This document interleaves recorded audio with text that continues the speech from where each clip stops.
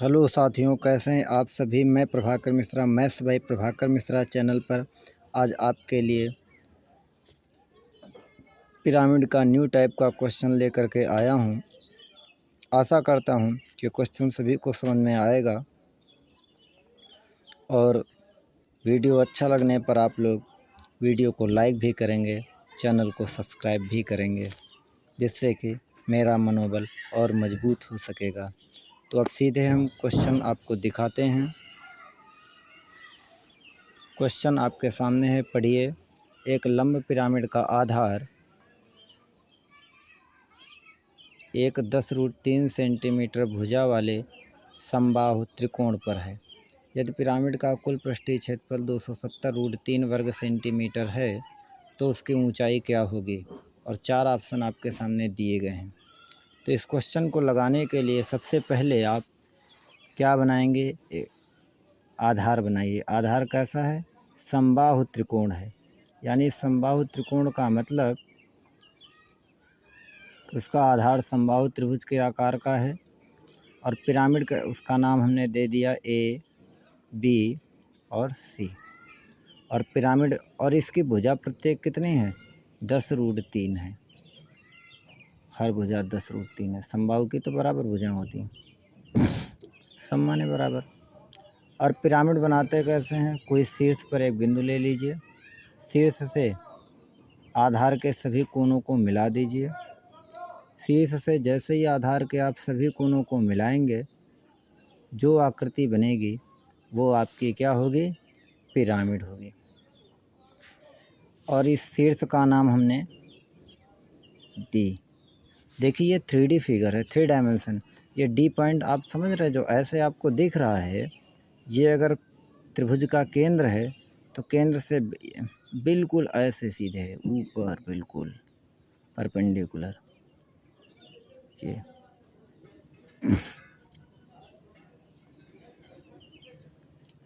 जो D point होगा वो, अगर मैं इसको सेंटर मानूं ओ को, तो केंद्र से बिल्कुल ऐसे सीधे ऊपर उठा हुआ डी पॉइंट होगा, यानी डी ओ ये होगी। क्लियर। और डी से ओ बिल्कुल, ओ से डी बिल्कुल ऐसे ऊपर उठा हुआ, यही क्या हो जाएगी, पिरामिड की ऊंचाई। यानी ओ से डी तक जो होगी वो पिरामिड की ऊंचाई होगी। और ओ से डी तक मैंने पिरामिड की ऊंचाई को क्या नाम दे दिया, एच नाम दे दिया।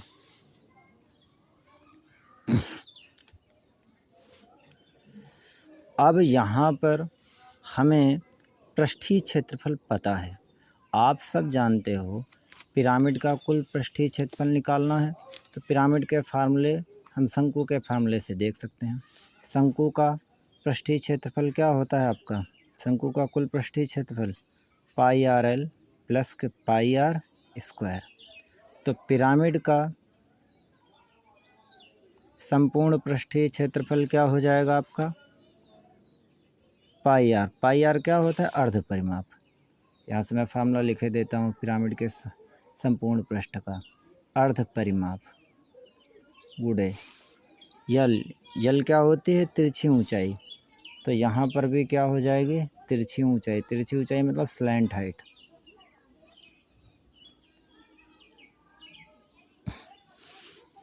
और प्लस πr²। πr² शंकु में, शंकु के आधार का क्षेत्रफल होता है, तो यहाँ पर भी क्या हो जाएगा, आधार का क्षेत्रफल, आधार का क्षेत्रफल। और ये दोनों मिला करके ये वक्र पृष्ठ और आधार का जो पृष्ठ है, आधार का जो क्षेत्रफल है, मिला करके संपूर्ण पृष्ठ का क्षेत्रफल। और यही संपूर्ण पृष्ठ का क्षेत्रफल कितना दिया जा रहा है आपका, 270√3 ये दिया गया। अर्ध परिमाप, त्रिभुज की 3 भुजाएं होती हैं। एक भुजा 10√3 है, तीनों भुजाओं का योग 10, 10, 20, 10, 30, यानी 30√3 हो जाएगा। जब 30√3 होगा पूरा परिमाप, तो अर्ध परिमाप 30 के आधे 15, यानी अर्ध परिमाप जो होगा वो होगा 15√3। और गुणे तिरछी ऊंचाई। तिरछी ऊंचाई देखो, पिरामिड की तिरछी ऊंचाई कैसे बनती है, शीर्ष से आधार की किसी भी भुजा पर क्या डाल दीजिए आप, लंब डाल दीजिए। शीर्ष से आधार के किसी भी भुजा पर लंब डाल दिया तो जो भुजा लंब डाली गई है वही उसकी तिरछी ऊंचाई कहलाती है। डी से मैंने AC भुजा पर मान लिया लंब डाल दिया DE, तो DE ही हो गई उसकी क्या, तिरछी ऊंचाई। DE क्या हो गई, तिरछी ऊंचाई हो गई L, मान लिया उसको।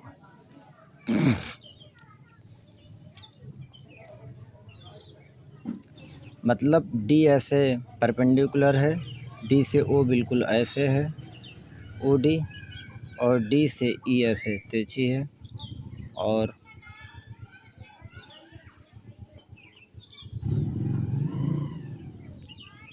DO और DE दोनों को मिलाने वाली रेखा हमने कह दिया EO है।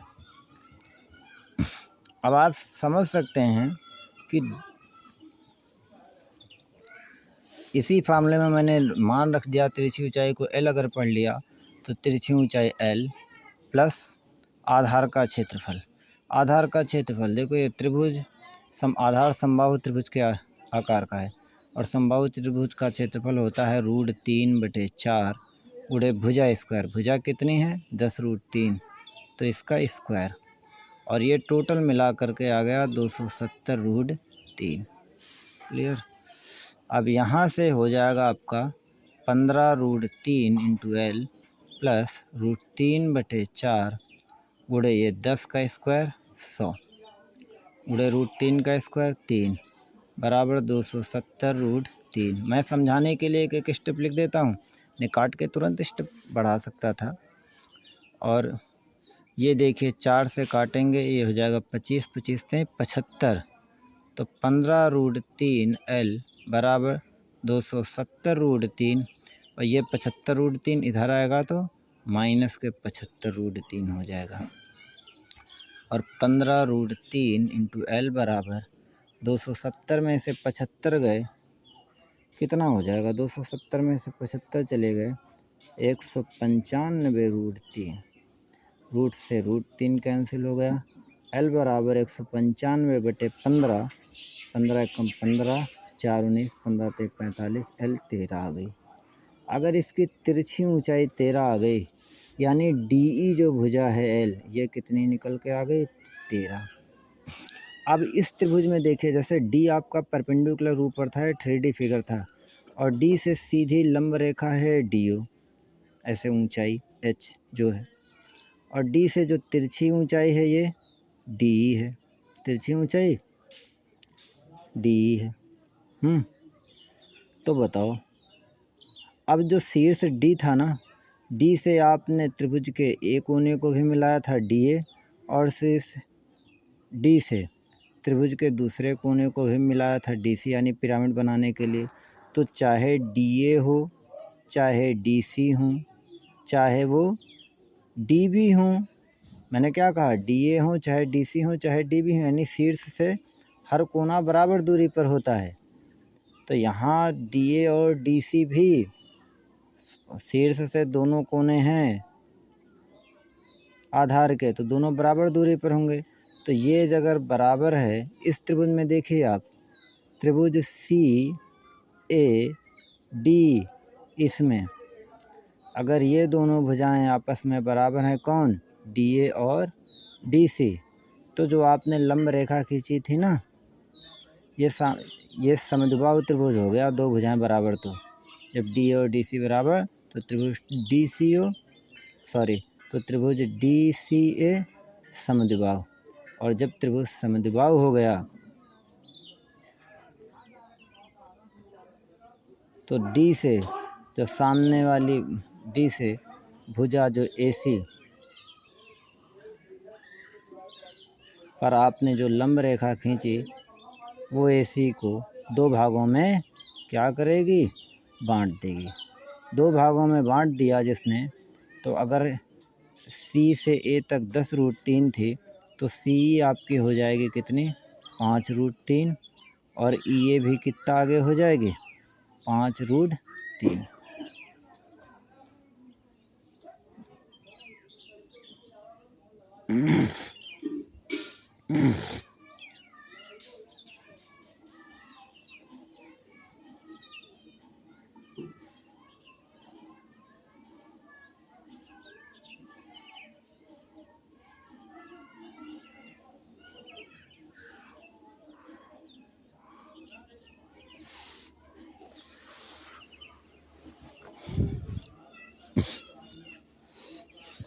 आप इसके माध्यिका से भी देख सकते थे। देखिए कैसे देख सकते थे। अगर मैं इसको पीछे बढ़ाता तो माध्यिका होती, यानी ई से बी तक ई बी क्या होती, माध्यिका। ई बी आपकी होती माध्यिका। और किसी भी माध्यिका की लंबाई समबाहु त्रिभुज में कितनी होती है, √3/2 गुणे ए का मतलब भुजा, √3/2 ए, √3/2 इंटू ए का मतलब 10√3। यहाँ से निकला 2 पंचे 10, 5 15 आ जाती। आप जानते हो हाई स्कूल में प्रमेय पढ़े हो, कौन सी प्रमेय पढ़े हो, कि जो माध्यिका होती है, माध्यिका का जो केंद्र होता है, माध्यिकाओं का कटान बिंदु, वो माध्यिका को 2:1 के अनुपात में विभाजित करता है। शीर्ष की तरफ 2 भाग होगा, जिधर कोण होगा उधर 2 भाग। तो अगर ओ बी 2 भाग है तो ओ ई कितना भाग होगा, 1 भाग होगा। क्लियर। ये माध्यिका है ई बी, जिसका बी ओ 2 भाग होगा, ओ ई 1 भाग होगा। प्रमेय से माध्यिका का केंद्र माध्यिका को 2:1 के अनुपात में विभाजित करता है। तो अगर टोटल ई से बी तक 15 थे तो 3 भाग में से ओ ई कितने भाग होगी, 1 भाग। तो ओ ई आपकी क्या हो जाएगी, 1 भाग। कितने में से, 3 भाग में से 1 भाग। किसका टोटल, ई बी का। टोटल ई बी कितनी है, 15। 15 का 1/3, यानी ओ ई कितना हो जाएगा, 5। 3 × 5 = 15। यहाँ से ये जो ओ ई है ना, ये भी कितने निकल करके आ गई, 5 निकल। ये 1 भाग था, 1 भाग का मतलब ये 5 निकल करके आ गई। और 2 भाग का मतलब ये ओ बी 10।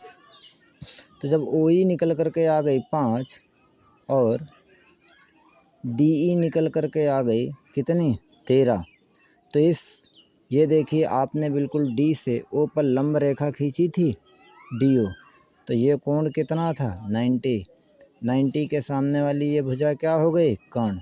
तो इस समकोण त्रिभुज डी ई ओ में, कौन से, समकोण त्रिभुज डी ई ओ में आप देख रहे हैं, ये जो 90 के सामने कर्ण है डी ओ कितनी है, 13 है, जो तिरछी ऊंचाई निकली।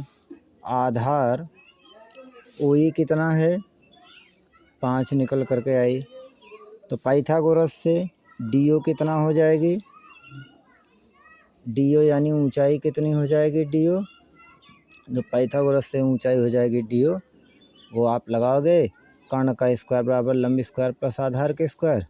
तो डी ओ बराबर हो जाएगी √ कर्ण का स्क्वायर माइनस आधार का स्क्वायर। पाइथागोरस प्रमेय लगा दिया तो ये हो जाएगा 169 - 25 यानी 144, यानी क्या, 12 हो गया।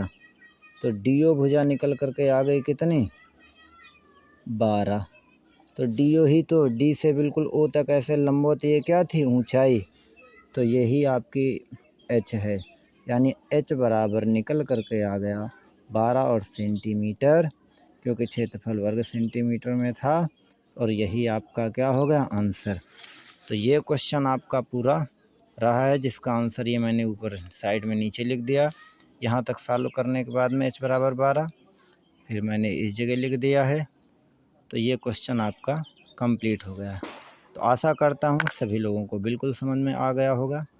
प्लीज़ वीडियो को लाइक कीजिए, चैनल को सब्सक्राइब कीजिए, और इसी तरीके के फिजिक्स के, केमिस्ट्री के, मैथ के, अभी फिजिक्स केमिस्ट्री क्वेश्चन इसलिए नहीं डाल रहा हूँ, मुझे थोड़ा टाइम नहीं मिल पा रहा है। 29 या 30 तारीख से मैं डेली साइंस पढ़ाऊँगा। तो साइंस, मैथ और जी के पढ़ने के लिए चैनल को सब्सक्राइब कीजिए, वीडियो को लाइक कीजिए। जय हिंद, जय भारत।